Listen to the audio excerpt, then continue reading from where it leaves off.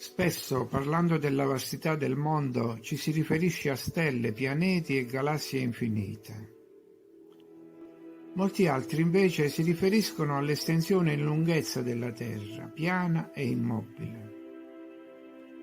Per quanto riguarda il secondo caso, nei testi sacri Veda si era già posto il problema della lunghezza e pare che le loro cifre corrispondano a un mandala di 4 miliardi di chilometri.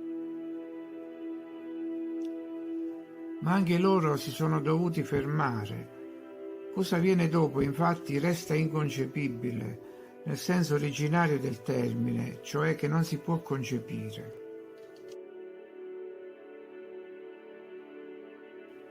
Ma se il mondo è esteso e immobile, deve pure avere un sopra e un sotto. Sopra potrebbe esserci una cupola, per esempio, non necessariamente solida e girevole, ma anche di consistenza eterica e ologrammatica.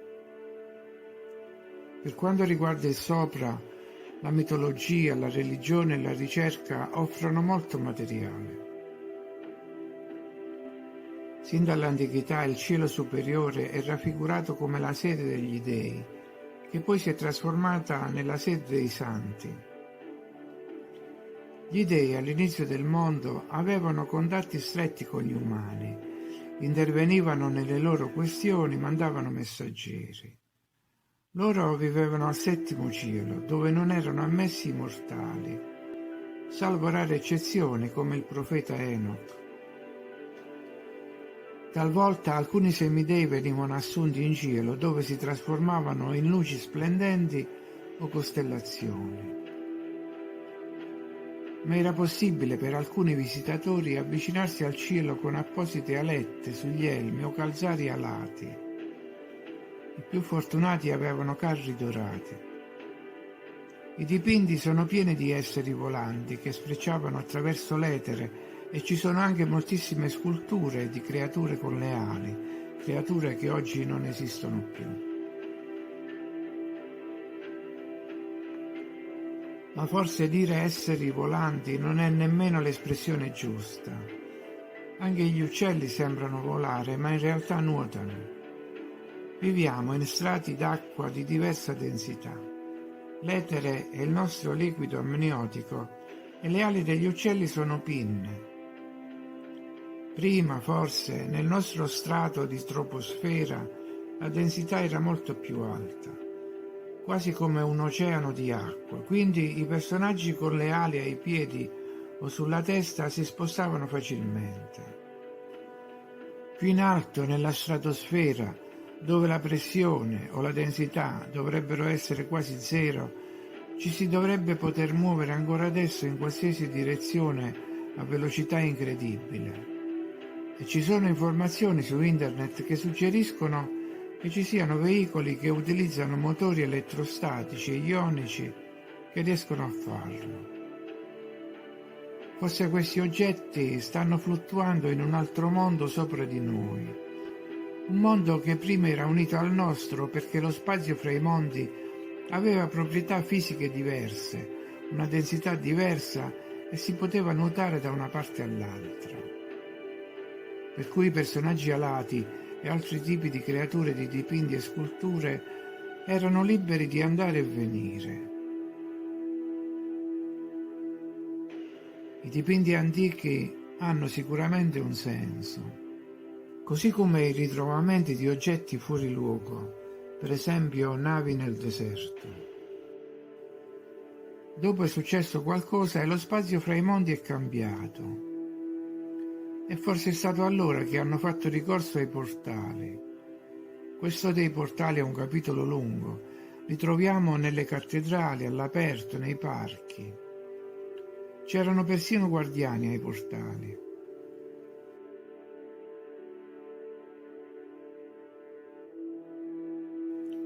Quindi, molto probabilmente, c'era la possibilità di queste ascensioni o discese dall'alto, vista la presenza di esseri volanti nelle culture di tutti i paesi, così come esseri che compaiono in un determinato posto, magari avvolti da una nuvola. mondi che hanno un campo magnetico diverso e non si toccano, ma che di tanto in tanto si avvicinano molto. Ecco spiegata l'espressione sette cieli. E oggi, come ho detto nel video Cielo Basso, può darsi che qualcosa stia ancora cambiando. Forse anche le scie chimiche hanno un ruolo, come la creazione di uno strato intermedio, ma è difficile dire per cosa. Nelle varie culture, inoltre, è anche comune la cacciata agli inferi degli esseri indegni. Questa parte apre lo scenario del sottosuolo, visto come un altro settore di espansione del mondo. In genere molto interesse viene dedicato agli spazi oltre la barriera o al cielo, ma credo che sia altrettanto importante capire cosa ci sia sotto di noi. E mi viene in mente l'assunto di Ermete Trismegisto, come sopra così sotto. Certo, questa espressione si può applicare a più situazioni e sulla sua interpretazione sono stati scritti centinaia di libri, ma volendo ancora una volta far ricorso al rasoio di Occam, si potrebbe pensare che volesse dire che sotto di noi c'è un mondo come qui da noi, con le opportune differenze naturalmente. In questo caso potremmo avere un mondo a più livelli, come d'altra parte già ipotizzati secoli fa, e questi ulteriori livelli si potrebbero estendere anch'essi per miliardi di chilometri o addirittura all'infinito, per cui avremmo un universo grattacielo. L'unico tentativo di cui si sappia di scoprire cosa ci sia sotto di noi è stato fatto in Russia, il progetto Kola, con cui si cercò di penetrare a fondo nel sottosuolo. Si giunse a una profondità di 12 chilometri, ma poi i fondi per la ricerca finirono. Emerse comunque da quella esplorazione qualcosa che gli scienziati non si aspettavano, cioè che non c'era il passaggio dal granito a un materiale ancora più solido, ma c'era il passaggio ad uno strato acquoso. Se però i fondi per il progetto Kola finirono, furono trovati per altri pozzi. Evidentemente a qualcuno interessa ancora sapere cosa ci sia nel sottosuolo, oltre ai combustibili. La prova è che è stata creata anche una rete di collegamento fra i pozzi, di difficile interpretazione. Questi pozzi, uniti alle storie di minatori o altre persone riguardo a strutture sotterranee, hanno comunque alimentato la fantasia e ne è nato persino un film, Kola Super Deep. A rendere la faccenda ancora più interessante ci sono state le dichiarazioni di Snowden, il genio informatico che ha avuto asilo politico in Russia qualche anno fa. Si tratta di dichiarazioni allarmanti per la verità. Snowden, che ha decriptato i segreti più nascosti nella rete, parla della presenza di una civiltà sotterranea che è stata definita degli estremofili.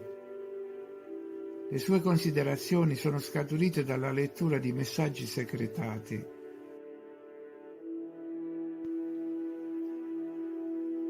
Non dovrebbe trattarsi solo di pure illazioni allo scopo di rendere la sua presenza a Mosca più interessante e per dare ai russi qualcosa di importante, visto che lo hanno preso sotto la loro protezione. Ci deve essere qualcosa di vero, altrimenti non avrebbe rischiato il ridicolo che sempre accompagna chi parla di presenze aliene.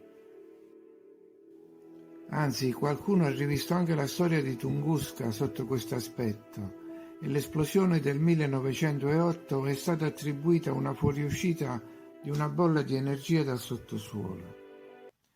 Non da ora, infatti, si pensa che sotto di noi vengano svolte attività da parte dei giganti Asura, i quali sarebbero responsabili anche dei rumori avvertiti in superficie in varie parti del mondo.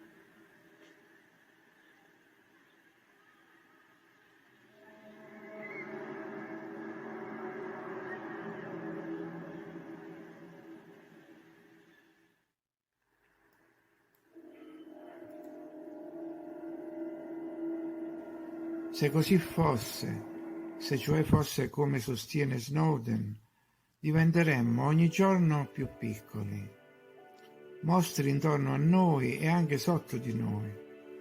Potremmo trovarci in un vero condominio e se altrove ci sono gli estremofili, a noi sono capitati come coinquilini i gatekeepers. Sarà rimasto almeno qualche arcangelo caritatevole sopra di noi?